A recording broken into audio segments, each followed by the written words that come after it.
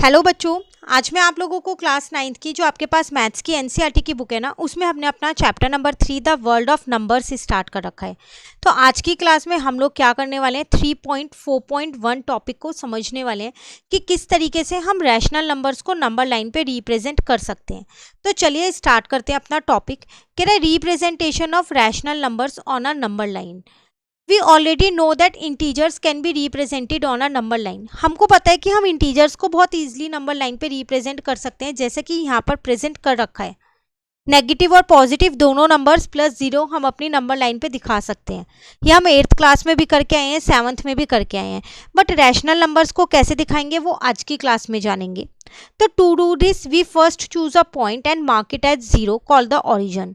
तो हम क्या करते हैं, इंटीजर्स को रिप्रेजेंट करने के लिए पहले एक पॉइंट ले लेते हैं जिसको हम ओरिजिन बोलते हैं और उस पर जीरो मार्क कर देते हैं। Now moving one unit to the right give the point representing one. अगर हम राइट डायरेक्शन में जाते हैं, एक एक यूनिट बढ़ते रहते हैं, तो 1 नंबर 2 नंबर 3 नंबर ऐसे देता है, पॉजिटिव देता है। अगर हम लेफ्ट डायरेक्शन में जाते हैं तो वो हमारे को नेगेटिव नंबर्स देता है। तो वही चीज़ यहाँ पर लिखी है, 2 units to the right give 2 and so on.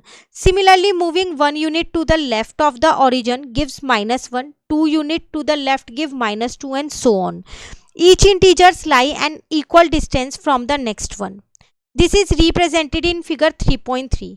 हर एक के बीच में जो डिस्टेंस होता है ना, वो जो है वो इक्वल होता है। 1 सेंटीमीटर ले लो, आप हाफ ले लो, कितना भी ले लो, बट इक्वल लेना। अब इसी तरीके से हम नंबर लाइन को भी रिप्रेजेंट कर सकते हैं। कैसे? Now rational numbers can also be represented on number line. हम रैशनल नंबर्स को भी नंबर लाइन पे रिप्रेजेंट कर सकते हैं।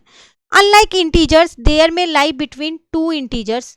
कह रहे जैसे इंटीजर्स को हम रिप्रेजेंट करते हैं वैसे ही दो इंटीजर्स के बीच में भी रैशनल नंबर्स होते हैं। तो वही हम आज जानने वाले हैं कि उन्हें कैसे रिप्रेजेंट करेंगे।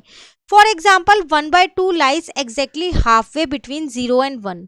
आपको पता है कि जो हाफ है ये एक रैशनल नंबर है, ये 0 से बड़ा और 1 से छोटा है, तो इनके बीच में बिल्कुल मिड में लाई करेगा क्योंकि ये 1 का हाफ है।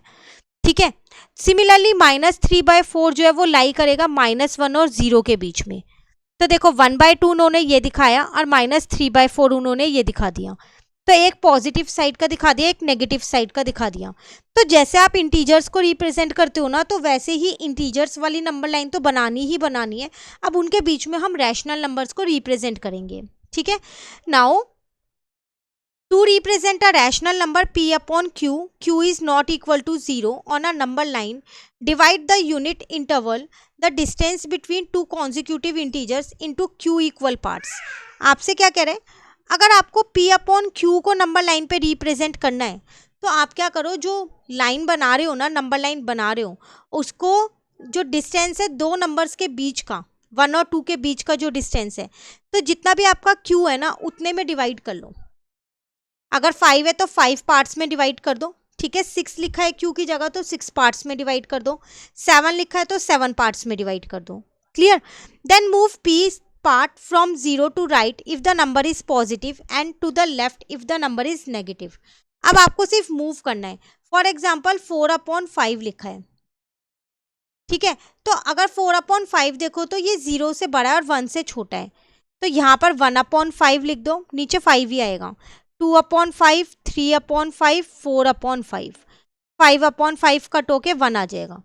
तो मैंने क्या किया, 1 2 3 4 5 पार्ट्स में डिवाइड कर दिया 0 और 1 को, क्योंकि इसके नीचे 5 था।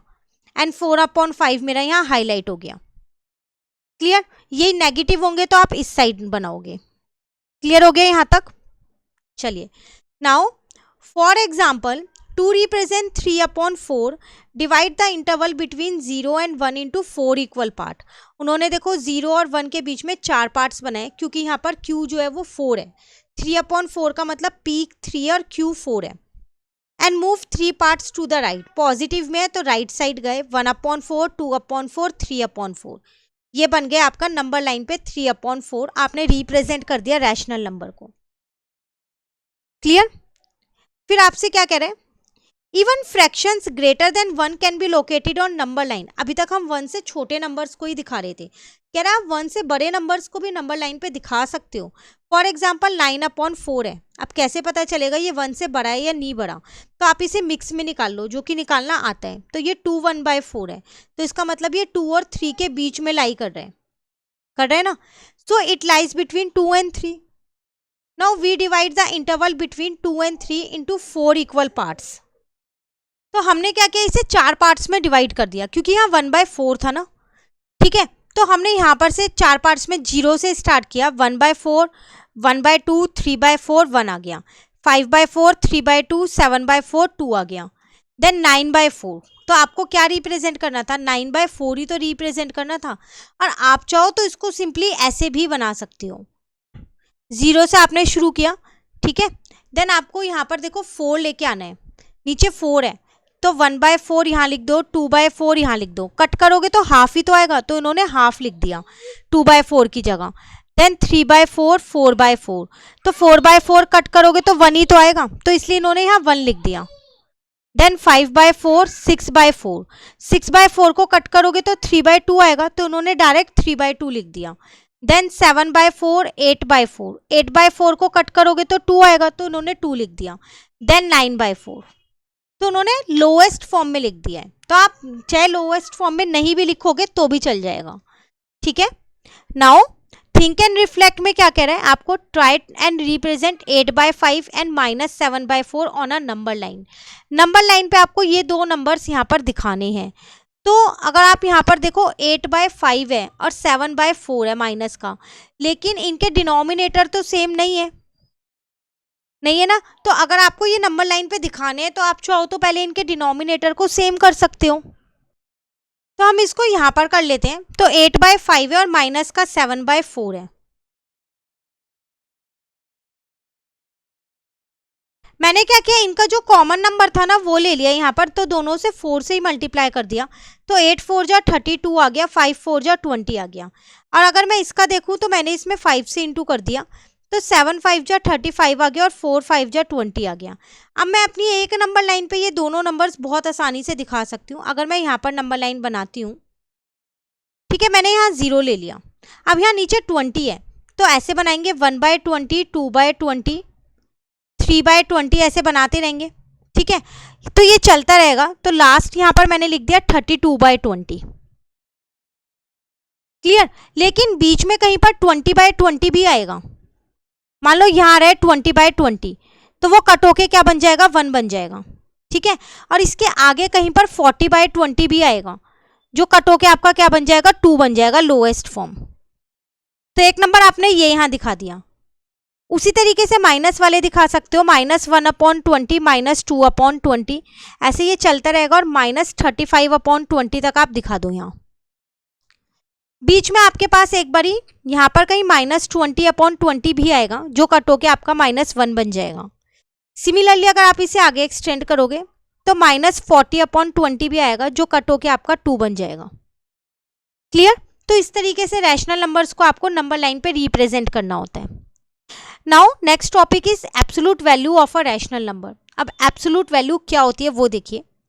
The absolute value of a rational number X written as X, ये मॉड्यूल्स होते हैं जिसको रिप्रेजेंट क्या करता है, it's distance from 0 on a number line. Number line से नंबर लाइन पे जो 0 होता है उससे जो डिस्टेंस होता है वो ये रिप्रेजेंट करता है। और आपको पता है डिस्टेंस हमेशा पॉजिटिव होता है। तो अगर 5/3 है तो जब ये इस मॉड्यूल से बाहर आएगा तो 5/3 रहेगा, बाहर से बाहर आएगा तो। बट अगर -5/3 है ना, तो जब ये इससे बाहर निकलेगा तब भी वो 5/3 ही आएगा। मतलब अगर इसके अंदर नेगेटिव नंबर है तो भी पॉजिटिव आएगा, पॉजिटिव है तो भी पॉजिटिव आएगा। तो एब्सोल्यूट वैल्यू क्या करता है, नेगेटिव नंबर्स की वैल्यूज को पॉजिटिव में कन्वर्ट कर देता है। तो दस absolute value of a positive number is a number itself. अगर कोई पॉजिटिव नंबर है तो इसका मतलब वही आंसर आएगा। The absolute value of negative number, लेकिन अगर उसके अंदर कोई नेगेटिव नंबर है तो आंसर पॉजिटिव आएगा तब भी। तो इसका मतलब therefore the absolute value of any rational number is always non negative. वो हमेशा नॉन नेगेटिव होती है। एब्सोल्यूट वैल्यू रैशनल नंबर की कभी भी नेगेटिव नहीं हो सकती, वो हमेशा पॉजिटिव होती है। आप चाहे यहाँ -2 लिख दो, जब इसे बाहर निकालोगे तो 2 ही आएगा। क्लियर है यहाँ तक? चलिए, now for to rational number a and b, the distance between them on the number line is given by a minus b. Figure 3.8 represent the distance between -4 and 3. तो -4 एंड यहाँ पर था आपके पास 3, तो जब आप इसे सॉल्व करोगे तो आपके पास -7 आएगा। इसका मतलब इसको मॉड्यूल से बाहर निकालोगे तो 7 आ जाएगा। तो वो डिस्टेंस शो कर रहा है 0 से a माइनस बी का कितना है, 7 यूनिट का डिस्टेंस है। डिस्टेंस नेगेटिव नहीं हो सकता, इसलिए हमने ये एब्सोल्यूट वैल्यू का कॉन्सेप्ट यूज किया है। ठीक है, नेक्स्ट टॉपिक है आपके पास the density of a rational number. अब इस टॉपिक में क्या पढ़ने वाले हैं हम, मतलब एक तरीके से दो रैशनल नंबर्स के बीच में कितने रैशनल नंबर्स हो सकते हैं वो जानने वाले हैं। One of the most magical property of rational number is that they are dense. Between any two integers say 1 and 2 there are rational number 3/2। तो आपको पता है कि 1 और 2 के बीच में रैशनल नंबर है 3/2। अब between 1 and 3/2 there is another rational number, मतलब वो कह रहा है 1 और 2 के बीच में 3/2 है, लेकिन 1 और 3/2 के बीच में फिर एक 5/4 है, फिर इन दो के बीच में एक और होगा। तो ऐसे तो आप ये कह सकते हो, no matter how close to rational number are on a number line.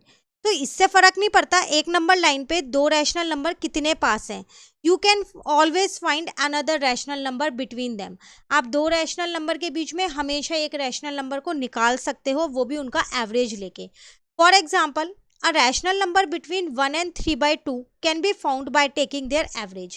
आप 1 और 3/2 का एवरेज निकाल दो। एवरेज निकालना आपको आता है 1 + 3/2 डिवाइडेड बाई 2। तो जब आप इसे सॉल्व करोगे तो 5/4 आपका आंसर आ जाएगा। तो इसका मतलब इन दोनों के बीच का रैशनल नंबर है 5/4।